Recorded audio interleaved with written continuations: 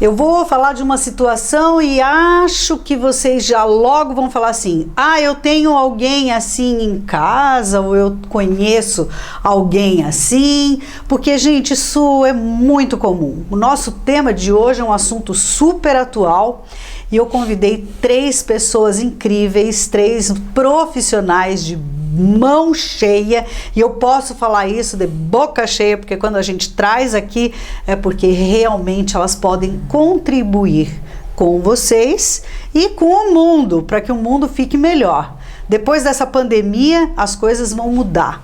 Será que vão mudar ou já mudaram? Será que vai melhorar ou será que vai piorar? Eu acho que é tudo junto e misturado. Eu quero apresentar para vocês a Paty, a Ju e a Adri. Já ficamos íntimas, né? Mas eu gostaria que vocês se apresentassem. O nosso tema de hoje são os vícios digitais. E aí? Adri, começa por você. Tá, boa tarde, né? A todas as minhas colegas, boa tarde, Fabíola, ao público. Eu sou Adriana Silvestre, sou aqui de Joinville.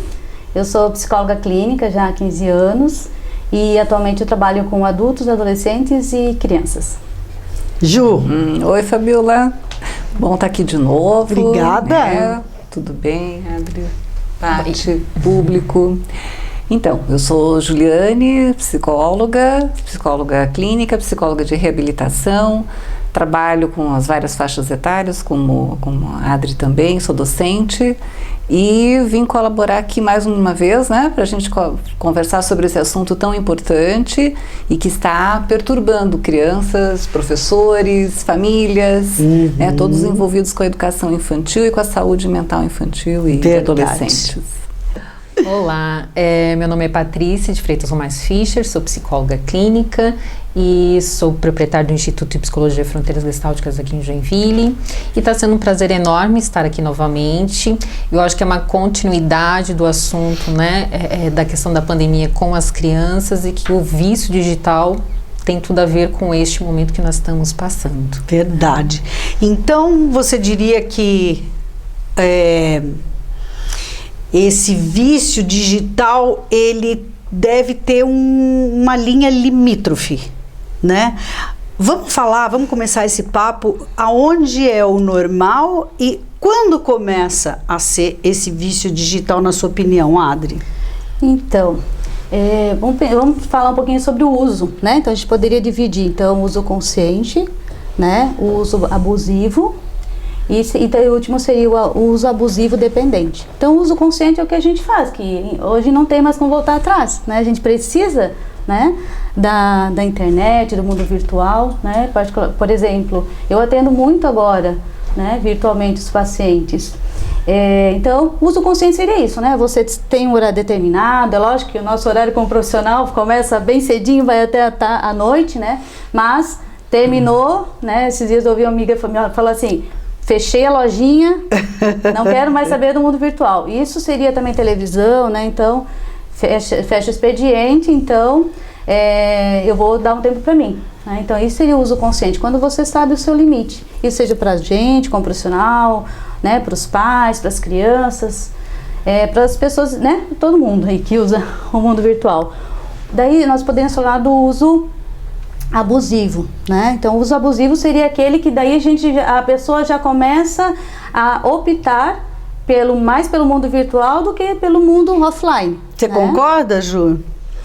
A respeito do uso abusivo, dessa classificação, sim, porque ela caminha bem na classificação das dependências e hoje a questão dos vícios digitais está sendo encarada dentro dos laboratórios de estudo, principalmente lá em São Paulo, quanto a essa similaridade com a dependência química, inclusive. Isso. Porque o uso intensivo das redes sociais, ela acaba ativando algumas áreas cerebrais ligadas à as sensações de prazer, assim como acontece com a dependência química. E por isso é tão difícil a gente largar também. A gente às vezes até se programa e diz assim, eu não vou pegar. Mas começa quase uma fissura, né, como na dependência química, e que acaba levando a pessoa a ir lá buscar de novo. Mas é só um pouquinho. Mas eu só quero ver essa mensagem, né? Mas eu preciso ver, né, se alguém já me respondeu. E assim segue. Assim vai. Assim Ô, Patrícia, Fabíola, só uma questão, foi acrescentado, né, pela Organização Mundial de Saúde em 2018 como uma doença mesmo, né? Não tinha essa classificação e agora nós temos como um transtorno, né, mental, um vício digital. Olha, isso é uma... Então é bem importante, né? Eu não tenho a informação se já foi colocado no livro, porque ano que vem no DSM que vai ser feito, né, a atualização.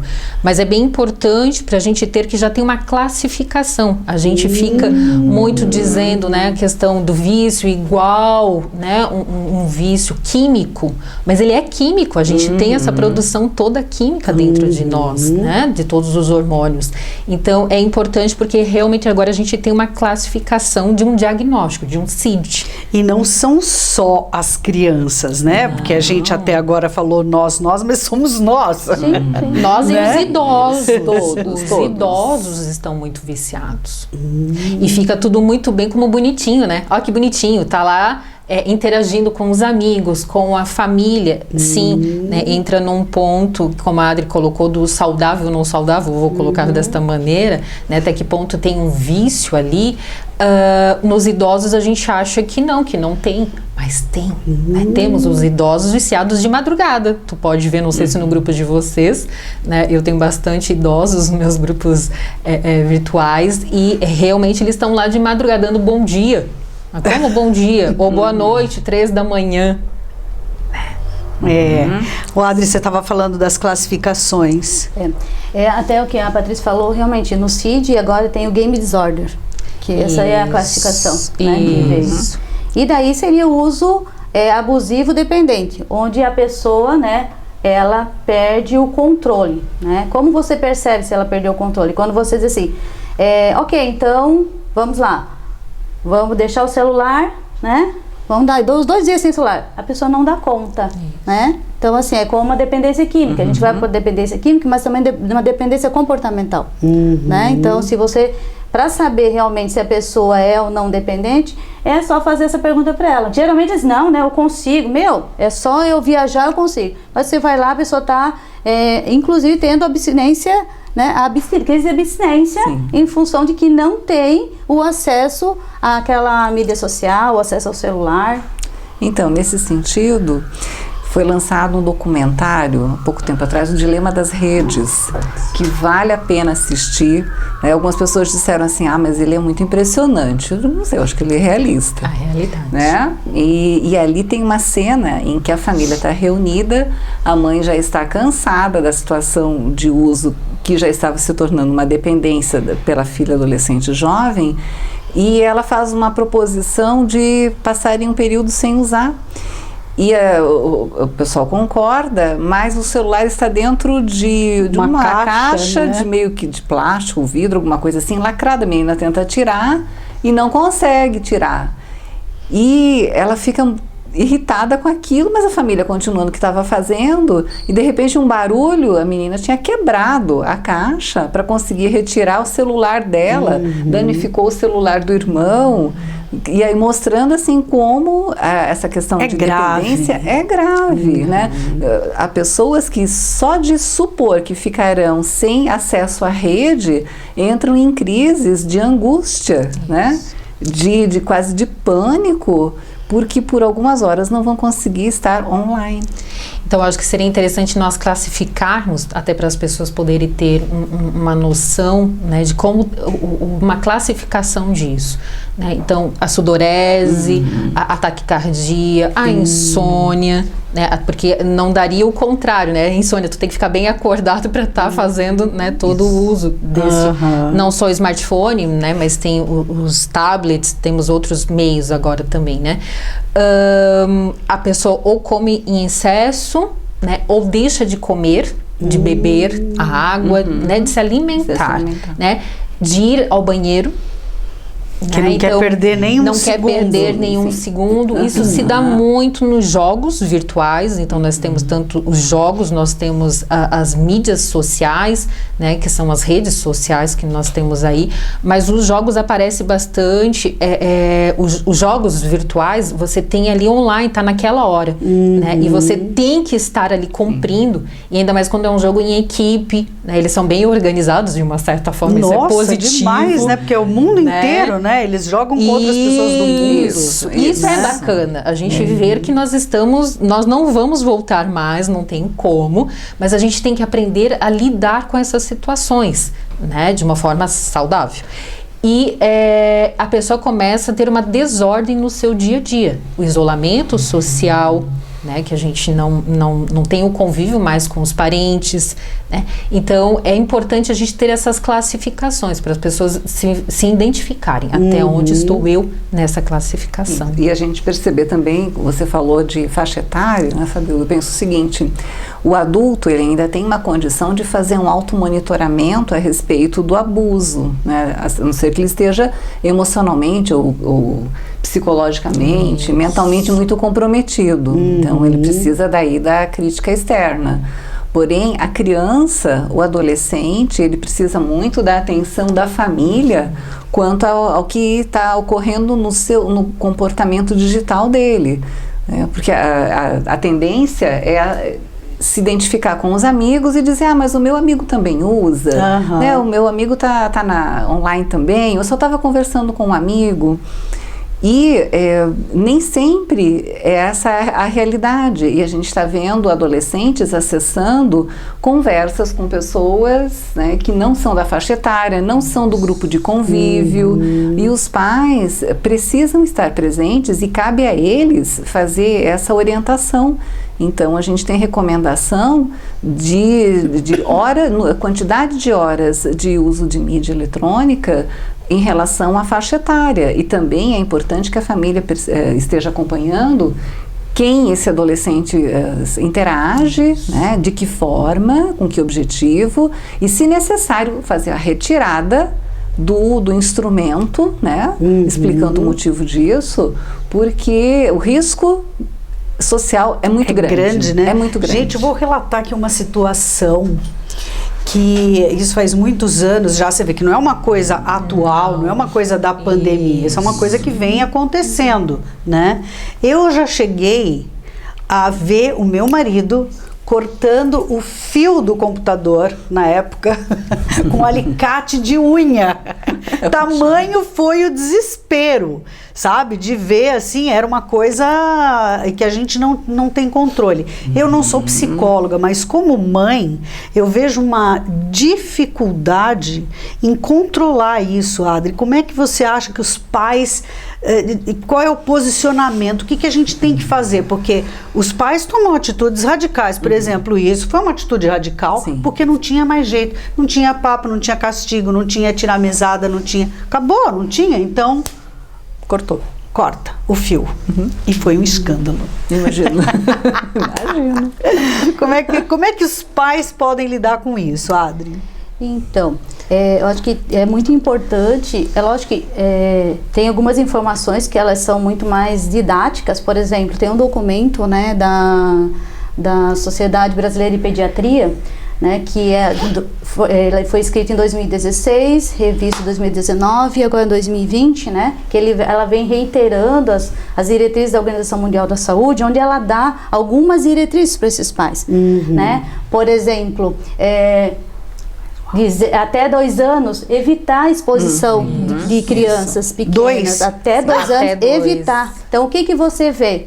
Né? Basicamente, os pais dando o celular, o tablet, para quê? É aquela Fica distração quietinha. passiva que a gente Isso. chama, né? Isso. Para quê? É a babá eletrônica. Lembra que teve um passado era a TV, era televisão, né? Isso. Agora está sendo o tablet, smartphone. Inclusive, esse final de semana eu tive, assim, é lógico que de muitos, né? Mas assim, literalmente, né? A menina tava no salão de cabeleireiro, tava lá e tava brincando com os bichinhos tal, e fazendo uma baderna. De repente, eu não vi mais nada a menina falar.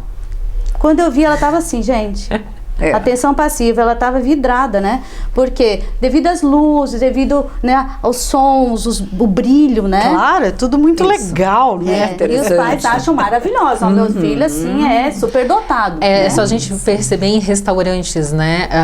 Qual é a distração das crianças no restaurante? Não é conversar com os pais, né? Como éramos nós no restaurante antigamente. Né? A gente tinha o respeito, a gente ficava, comia, interagia. Né? Agora, realmente, é o tablet, né? E cada filho tem um ou celular, né? Porque é a interação que a criança precisa. Mas será que precisa mesmo? Isso reflete, eu diria, a dificuldade das pessoas lidarem com o seu próprio silêncio, com o não estar ocupado, com estar ocupado ócio, só né? consigo mesmo. Né? Então, isso são algumas reflexões que a nós que trabalhamos na área da saúde mental fazemos, né? Com as pessoas, inclusive. E, por outro lado, do outro lado de quem está produzindo essa mídia toda, tem todo um interesse também em divulgar o seu produto, divulgar um modelo de comportamento.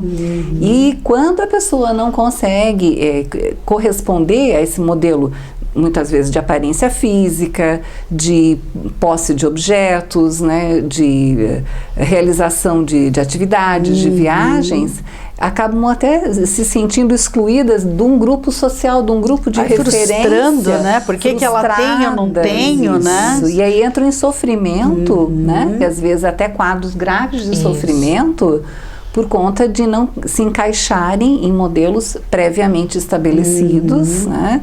E que são ditados, na verdade, por toda essa organização ligada às redes, não exatamente às redes sociais, mas a essa produção a tecnologia, da inteligência artificial, né? Super importante. Acho que a inteligência artificial, já pesquisei bastante na área, é muito importante para nós, para o nosso crescimento. Porém, ela precisa ser usada com consciência. Ela é bem inteligente, né? Que são os engenheiros realmente que tem por trás, né? Se as pessoas forem mais a fundo no assunto, pesquisar o vício digital, lá tem bastante na própria rede social, né? O YouTube, que é uma forma. Tem muitos vídeos de pessoas falando sobre isso, né? De grandes engenheiros do Google, YouTube, Facebook, que realmente ele foi elaborado, né? Através da psicologia. Então, nós estamos aí, só que de uma forma não saudável. Porque eu acho que as pessoas têm essa dificuldade de colocar o limite, né? Porque de tudo pode ser, tudo pode ser muito legal, né? Porque ninguém vai criar uma coisa para fazer mal, né? As pessoas vão criar uma coisa para fazer bem, mas a gente que tem que colocar esse limite, e muitas vezes a gente não consegue, né? É além da capacidade que a gente tem. Eu queria colocar aqui uma outra situação que eu acho muito interessante, não sei se vocês concordam comigo, que existe uma dúvida. Eu também agora falando como mãe, não como profissional. Queria perguntar para as profissionais. Vocês acham que um jogo, vamos dizer assim, que seja muito violento, né? Porque a gente vê aquelas coisas de corta a cabeça, sai sangue aqui, faz não sei o quê, enfia a espada, tem que passar uma coisa tão agressiva, né? Vocês acham que isso de uma forma vai fazendo com que as crianças, principalmente, eu acho que os adultos já não, porque tem mais esse discernimento, mas as crianças entendam que matar ali tudo bem, que não é tão grave assim, que depois vai viver de novo? Como é que é isso na cabeça de uma criança, por exemplo? É que eu acho que depende muito da faixa etária. Isso. Né? Essa que é um ponto. Então, Uma coisa que você está falando quando você faz essa pergunta é como é que anda a banalização da violência, né, da pouca valorização do ser humano. Isso é um problema. Né? E não é só nos jogos que nós temos isso. Não, isso é uma coisa que infelizmente está na nossa realidade, a gente está lidando com isso cotidianamente. Sair de um jogo de futebol porque o time perdeu, isso também é outra forma de violência ao vivo e a cores, né? Existem várias formas. Não tinha nem pensado nisso. Claro. E isso, verdade. Né? Então a gente tem essa banalização da violência e do pouco valor em relação à vida humana. Agora, quando você me pergunta, né, a respeito de como impacta, uma criança pequena, ela pode estar jogando ali, mas ela ainda não tem essa noção de que morreu, acabou. Né? Para ela, o herói, na outra fase, ele ressuscita, no outro dia, alguma coisa Restarta, assim. né? Restarta o jogo. Então, morrer não é vivido como finitude. E isso é uma distorção da realidade, mas está dentro daquela faixa etária. Mas se a criança começa a acreditar nisso, então qual é o problema de morrer, né? Qual é o problema de se machucar? Na outra fase ele está bem de novo, né? Ou até a própria questão do bater no amigo, sim, né? De extravasar aquela energia no amigo, pode sim vir através do jogo, né? Daquela informação que o jogo me passa. Então realmente não entramos numa realidade, mas aquela realidade eu posso passar, mas até que ponto eu vou machucar o meu amigo? E já no adolescente, eu vejo muito assim, se é uma situação que tem um eco dentro do ambiente familiar, escolar, social em que a criança vive, ou o adolescente vive, é claro que aquilo ali vai ficar mais naturalizado. Digamos, se eu sou uma pessoa que não está habituada com tanta violência, aquilo vai me impactar e eu vou questionar. Mas se já está naturalizado, então só está confirmando alguma coisa que eu já vivencio. Eu entendo assim, né? Então a gente precisa ter esse cuidado também sobre como é que nós lidamos com as nossas relações cotidianas em relação à violência, para que o jogo não seja simplesmente uma confirmação daquilo que já é vivido. E aí é difícil você questionar, né? Ou seja, a gente também tem que lembrar assim, né, que a coisa vai mais além. Quando a gente fala, a gente tem que pensar no cérebro, né? Então, lá naquele documento, eles falam que os primeiros 1000 dias da criança são de suma importância. Tanto dos primeiros anos de vida até a fase da adolescência. Por quê? Tem uma parte do nosso cérebro que lá, hoje eles estão dizendo 21 anos, mas eram 18, 21, né? Que é a parte do córtex pré-frontal.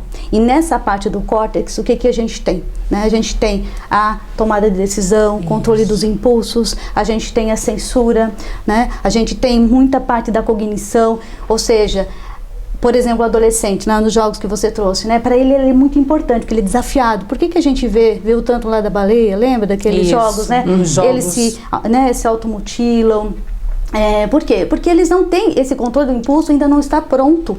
Né? Como nós adultos, está pronto, porque está maturado. Então a gente tem que considerar essa parte, né, do nosso cérebro, né? Nós somos só um corpo, nós somos um corpo que possui um cérebro muito complexo e precisa ser respeitado. Então esse bombardeamento de informação nesses primeiros anos de vida, inclusive até a parte da adolescência, né, isso impacta de forma muito negativa. Por isso quando perguntou, né, como os pais podem fazer, né, o que tu trouxe, né? Então assim, tem que mediar. Por exemplo, até 2 anos não, né? De 2 a 5, no máximo 1 ano, 1 hora por dia. E tem que estar supervisionado por um cuidador, né? De 6 a 10 até 2 horas, também supervisionado. E do 11 aos 18, eu acho mais ou menos isso que o documento traz, no máximo até 2 a 3 horas. Às vezes puxando ali 4, 2 de manhã, 2 da tarde. Ou seja, exige dos pais, né, muito esse comprometimento. Só que a gente também tem que lembrar o seguinte, que não adianta só falar, né? A criança, ela aprende muito no exemplo, né? Muitas vezes a gente vê, né, infelizmente a gente adultos, até, né, tá lá olhando lá e a criança perde a atenção. Então o que ela pensa? Pô, se meu papai e minha mamãe, que são os meus exemplos, fazem isso, eu também vou fazer, né? Então, e se Porque o ninguém pai... sabe o que você está fazendo na hora que você está ali. Exato. E aí, quando você até falou da pandemia, agora está muito mais confuso. Aham. O que que é a realidade, né, que nós então. estamos neste momento? Então, nós estamos aqui vivendo um momento real, né? Estamos ao vivo e a cores aqui, né? E daqui a pouco nós vamos voltar para o consultório e vamos voltar para o virtual, porque talvez nós vamos atender, né, online. Você talvez vai fazer uma live e assim a gente está. E para a criança fica confuso Isso. mesmo. O que é o que está acontecendo ali, né? O que a mãe e o pai estão fazendo? Então, esse exemplo, neste momento, complica mais. Tudo é muito desafiador para todos, né? Eu acho que tanto para os pais quanto para os próprios adultos, até para os idosos, porque também não podem ir mais por aí, né? Quanto tempo ficaram ali confinados? Então, é tudo muito delicado. Eu acho que a grande mensagem de tudo isso que a gente está falando é você ter bom senso, né? É o bom senso, o controle emocional, mas principalmente o comprometimento, né? Eu acho que não é nem só com quem você cuida, por quem você é responsável, mas com a gente mesmo, né? Com a gente mesmo. A gente tem que... É difícil, é muito difícil. O meu trabalho, por exemplo, virou 80% online. Né? Às vezes a gente se pega ali, de novo no celular, eu digo, ainda bem, né? Porque eu estou trabalhando. Mas não é bem assim. Mas o vício, Fabiola, ele não se dá pela quantidade de horas que você está no celular. Isso é uma boa colocação. Isso é bem importante a gente ter, porque não é a quantidade, até porque está todo mundo estudando, trabalhando virtualmente, né? Mas é o que ele provoca em você, né? Como eu falei antes, os sintomas. Então, a dor de cabeça, né? Se vocês podem completar, né? Tem dor de cabeça, a ansiedade, a sudorese, a taquicardia, a insônia. Então, são sintomas que a gente daí vai classificar essa pessoa, porque não é a quantidade de horas que ela permanece, mas os sintomas que traz da consequência daquele que a pessoa tem a dificuldade de lidar. Eu não consigo tirar o celular de mim 2 horas, 2 dias, né, como a Adri colocou antes. Não, são por horas. Né? A dificuldade de tocou a mensagem, né? Vamos imaginar, tocou a mensagem, a pessoa já entra em estado de alerta, aí vem o pânico, né? Eu não consigo ficar sem o celular, que é nomofobia, né? É nomofobia.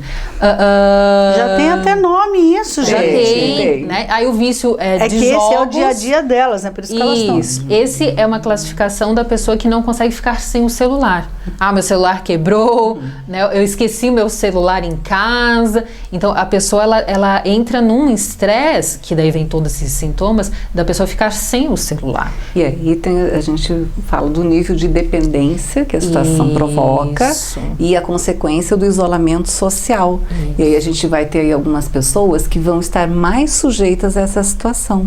Eu trabalho com pacientes com autismo, né? E já são pessoas que, por natureza das suas dificuldades, têm uma tendência ao isolamento.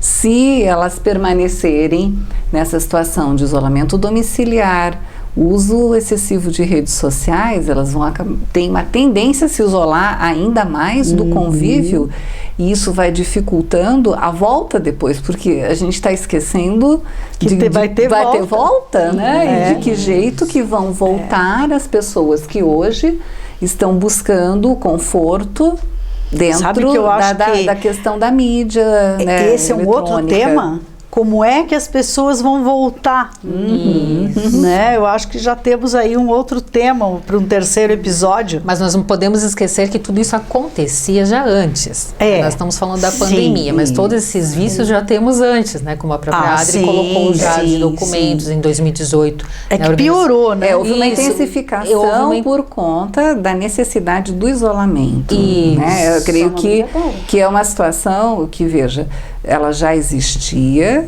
né? Ela se intensificou pela necessidade das pessoas estarem em casa, então ficou caracterizada no home office, ficou caracterizada no estudo a domicílio das crianças, não existe aula, a diversão se tornou também por meio de recursos das redes sociais, né? de aplicativos e jogos, e filmes, né? Eu acho que tudo isso nunca vendeu tanto. Agora, a gente precisa refletir a respeito disso, né? Nesse momento, o que isso está causando, né? Ter os cuidados, eu penso, e que essa volta não volta ao estágio anterior, porque não existe a gente voltar ao que já era, né? É uma nova realidade, uma nova construção. Mas a gente poder trazer junto as coisas boas que foram aprendidas nesse processo e filtrar aquelas que não foram benéficas, né? Eu até estava refletindo aqui agora, tem uma outra classificação que é o self-T, que é o vício por fazerem selfies, né? Onde as pessoas são viciadas e estar expondo a sua vida, né? Que não é real. A gente vai mostrar o melhor ângulo, fazer a melhor foto do prato, né, se for comer fora, as pessoas sempre vão mostrar essa realidade que não é real e o quanto prejudica as pessoas.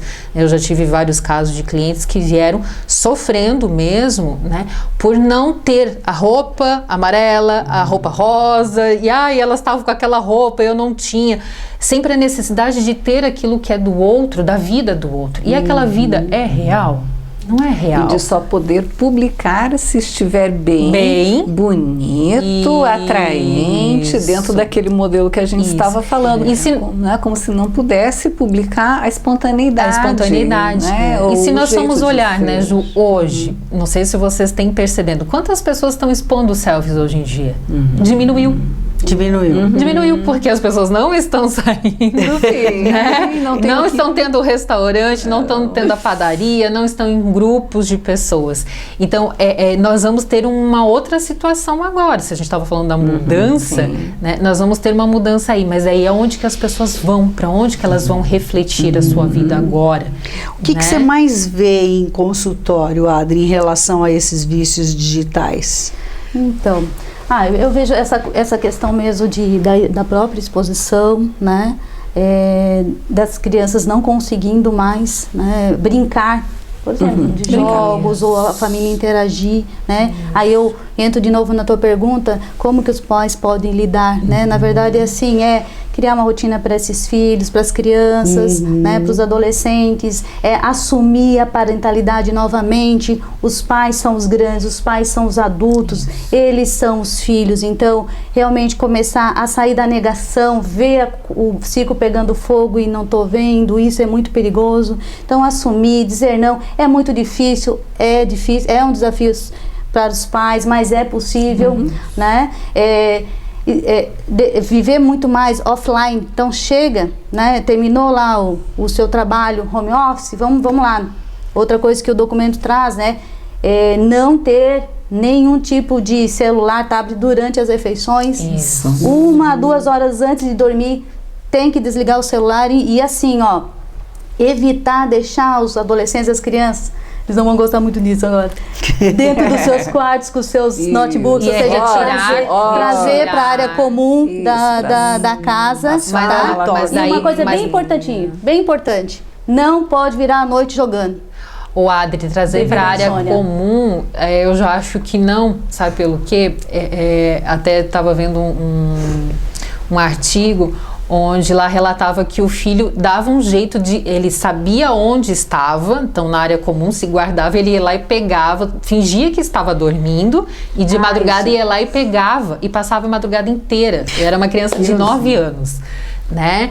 Então, realmente é importante. Eu já tive uma cliente que ela retirava do filho determinado horário, ele tinha que trazer o celular para ela, né? Todos os meios de comunicação ali ele tinha que trazer para ela. Então isso é importante a gente realmente, quando você fala desses pais serem pais, né? Até tá tão difícil hoje em dia porque os próprios pais também estão com a dificuldade. Isso que eu ia lembrar agora. Também. Que a gente fala de consciência da criança, não. Nós adultos, o quanto é difícil. E eu digo nós adultos, nós aqui também profissionais. Sim, muito. Né? Que horas que nós estávamos conversando em alguns momentos, né? 3 da manhã. né? Então, eu acho que a gente não pode viver numa hipocrisia, que é só a criança e o idoso, né? Nós temos nós adultos que olhar para isso, o que nós temos feito. Então, é realmente desligar todas as redes, né? O meio de comunicação, o celular, né? O próprio aquela mensagem que avisa que chegou mensagem. Para que você precisa? Né? As notificações. O meu fica no silencioso totalmente, né? Sempre. Então, eu nunca sei. E eu de vez em quando, porque é uma forma de trabalho também o celular, de vez em quando que eu vou olhar, né? Então, isso é importante nós adquirirmos, enquanto adultos também, né? De deixar num silencioso. É fazer um exercício, né? Tem que fazer o exercício. Proporcionar outras coisas, né? Isso que eu penso que eu digo, a tecnologia, ela acaba nos acomodando. Em todos os sentidos, não só a tecnologia de internet, celular, pedido essas de outras comida, coisas. né? Mas, por exemplo, tudo em casa, que se você depender desses recursos, você simplifica a sua vida, né? Eu simplifico a minha vida, porém, eu deixo de fazer coisas que poderiam me trazer outras habilidades e a convivência. Então, você estava falando, né, Adriana, de jogos. Por que a família precisa estar assistindo uma televisão ou vendo o último filme que passou, né? Ou assistindo o jogo lá da não sei qual? Pode brincar junto, pode fazer um passeio, pode... A pandemia não proibiu ninguém vamos de cozinhar, né? Pode vamos fazer cozinhar. colorir, eu né? tenho passado essa pandemia com meus filhos, já são adultos, mas eles também circulam lá por casa e a gente adora fazer pratos em fim de semana, é nosso lazer cozinhar o almoço, fazer as sobremesas e proporcionar uma alegria para nós, né? Depois a gente faz um quadro de emagrecimento. Isso faz parte. Mas você sabe que, olha, veja, a gente desaprendeu de compartilhar momentos prazerosos. É verdade. Então a gente acaba sentando para resolver problema, para discutir relação, para falar de coisas pesadas, né? A pandemia. Mas a gente pode também rir, fazer brincadeira, É que a gente passear. Esquece de tudo que era legal, né? Porque... mas tá tudo aí, né? Então, continua tudo aí, né? Isso. E, então, quem sabe a gente começar a ampliar esse olhar, trocar ideia a respeito de algo que leu, né? De uma conversa que teve com alguém, né? De dialogar. E acho que esse é um ponto, né? Quando você estava falando há pouco ali, eu comecei a pensar, puxa vida, a gente tem deixado de dialogar, de se colocar, de conversar, né? O que os pais podem fazer a respeito das crianças? Antes de mais nada, explicar para eles o que está acontecendo dentro da faixa etária, dentro da lógica que eles são capazes de compreender. Conversar, conversar mesmo, trocar. E falar, inclusive, das suas emoções, né? Porque para o filho, muitas vezes, o papai está indo trabalhar, a mamãe também, está tudo bem, mas não é só. Eles também, os adultos, estão passando por várias crises nesse momento. E eu penso que família é o lugar que a gente melhor tem para compartilhar isso. Né? Ninguém é super-herói para dar conta de tudo.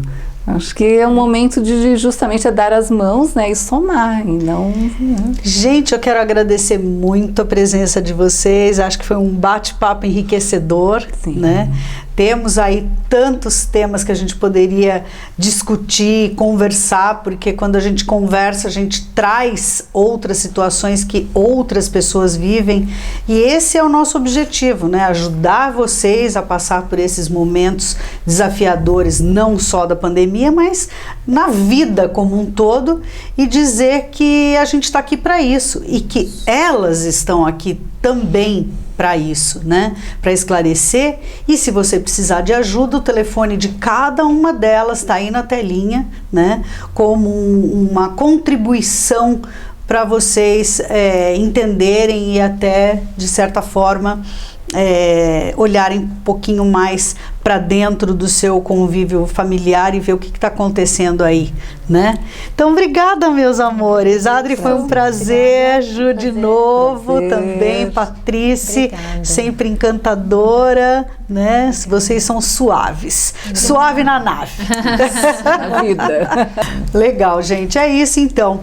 Encerramos mais um quadro de debate aqui no nosso programa, hoje sobre vícios digitais.